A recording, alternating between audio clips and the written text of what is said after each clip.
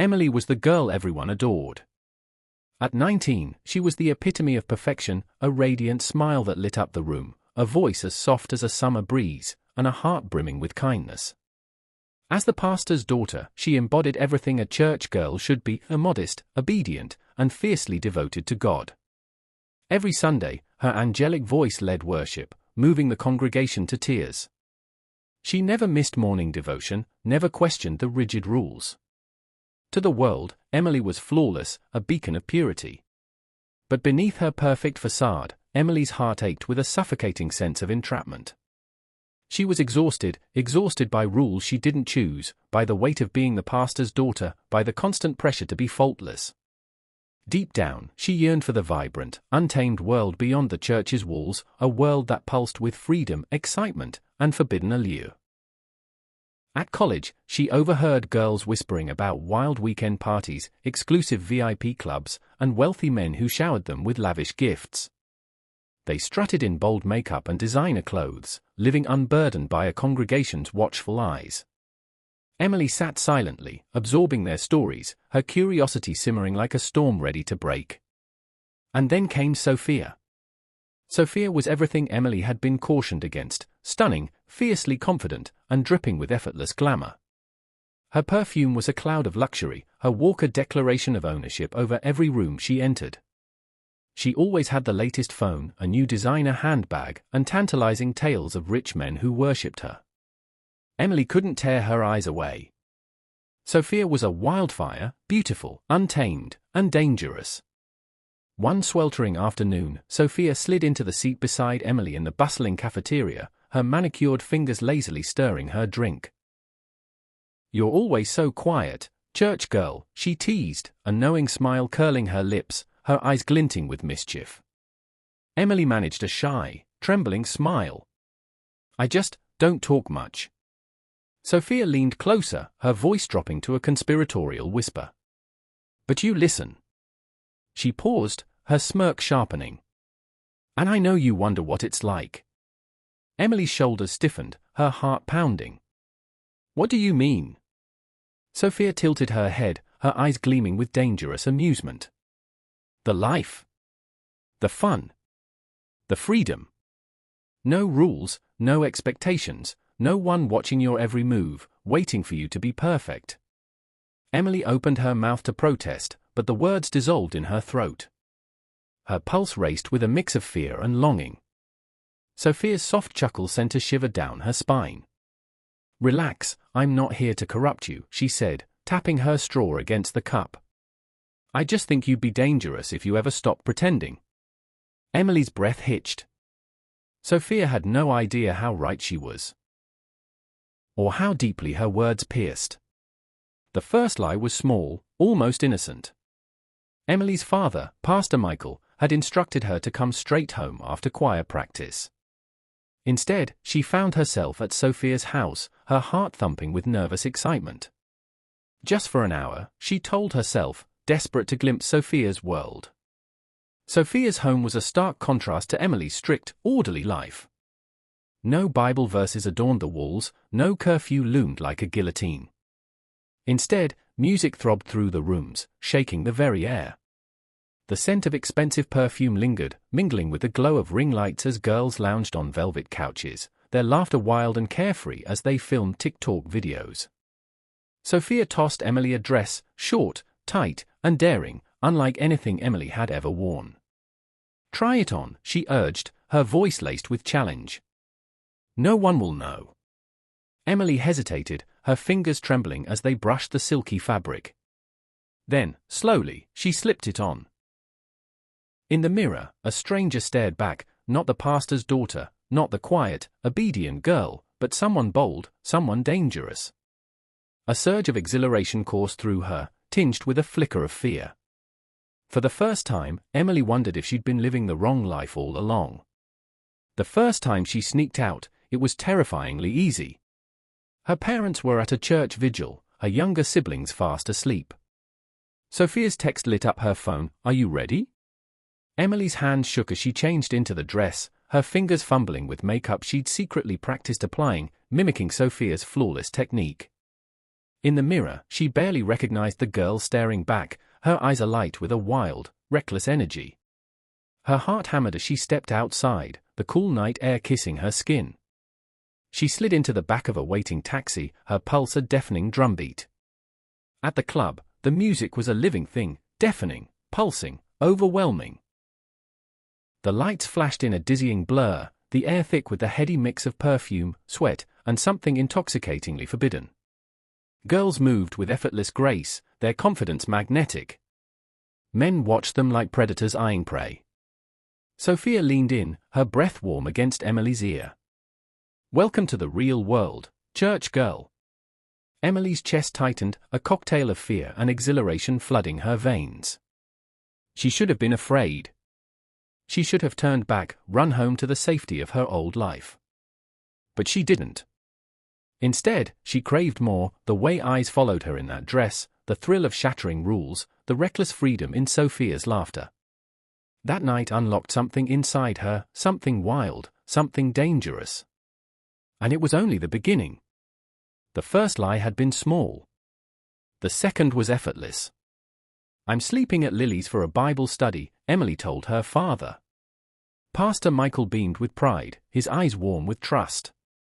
"That's my girl." Guilt clawed at Emily's chest, sharp and fleeting. Then she heard Sophia's car horn outside, calling her into the night. The guilt vanished, replaced by a rush of anticipation. This wasn't just a club night, it was an exclusive rooftop party, glittering like a fever dream. Velvet couches, champagne flutes, and laughter spilled into the starlit air. Girls draped in designer dresses sipped drinks worth more than Emily's monthly allowance. Men in tailored suits, their watches glinting under the city lights, exuded power and danger. Emily felt different here, alive, powerful, untouchable. Sophia nudged her toward a man. "Emily, meet Nathan." He was older, maybe 35, his suit sharp, his smile sharper. His eyes raked over her, slow and deliberate. "You're new," he murmured, his voice low and smooth. Emily nodded, suddenly self-conscious, her cheeks burning. Nathan chuckled, his gaze never leaving her. "Don't be nervous, church girl. You're in good hands." Her breath caught. How did he know? Sophia laughed, draping an arm around Emily's shoulders. "She's special, Nathan. Be nice." Nathan's smirk deepened. "Oh, I'll be very nice." Emily didn't know it then, but that night, she made a deal with the devil. Nathan was different from the boys at college. He was a man, confident, commanding, dangerous. He sent her gifts, perfumes that smelled of wealth, designer shoes that made her feel invincible, the latest phone that gleamed in her hands. "You deserve nice things," he told her, his voice dripping with charm. For the first time, Emily felt wanted, desired in a way she'd never known. But gifts always come with a price. One night, Nathan picked her up in his sleek black Mercedes, the scent of leather and danger enveloping her. "You're beautiful," he murmured, brushing a strand of hair from her face. Emily's heart pounded, a mix of flattery and unease. Then he leaned in, his intentions clear. This was the price. Her breath caught, her mind screaming. She had loved the gifts, the attention, the thrill. But was she ready for this? Nathan's fingers traced her jaw, waiting for her answer. In that moment, Emily faced a choice: was she still the pastor's daughter, or was she someone else entirely? She chose. And it was the wrong choice. The next morning, Emily woke with a hollow ache in her chest. She stared at herself in the mirror, searching for the church girl she'd once been. But all she saw was a stranger with expensive perfume on her skin and secrets burning in her eyes. The worst part? She didn't regret it, not fully. That was the first warning sign. The second came later that week. She was in class when her phone buzzed. A message from Nathan: "Come outside. Now." Her heart lurched. She slipped out, her hands trembling, and found his car parked across the street. The moment she slid into the seat, she knew something was wrong. Nathan's face was different, darker, colder, stripped of its usual charm. "You haven't been answering my calls," he said, his voice dangerously calm. Emily swallowed, her throat dry. "I was busy." His jaw tightened, his eyes narrowing. "Don't play games with me." The air in the car grew heavy, suffocating. Emily's stomach twisted with a primal fear. This was the moment she realized she was in too deep, and she had no idea how to escape. The lies multiplied. By day, Emily was still Pastor Michael's daughter, the perfect church girl, singing hymns with a smile. By night, she was someone else, someone who danced in the shadows, who thrived on the thrill of danger. But lies are fragile, and Emily's secret was growing harder to hide. Someone close to her was beginning to suspect the truth. The church world and the nightlife were on a collision course, and one mistake would unleash a disaster she never saw coming. Sunday morning arrived too soon. Emily had barely slept, haunted by Nathan's increasing possessiveness. He'd called her 10 times the night before, and when she didn't answer, he sent a chilling text, "You think you can ignore me? I made you who you are now. You owe me." She stared at the message, fear curling in her gut like a snake. But today, she had to be the pastor's daughter again. She rubbed concealer over the faint bruise on her wrist. Nathan had gripped her too hard when she tried to leave the club. "It's fine," she told herself.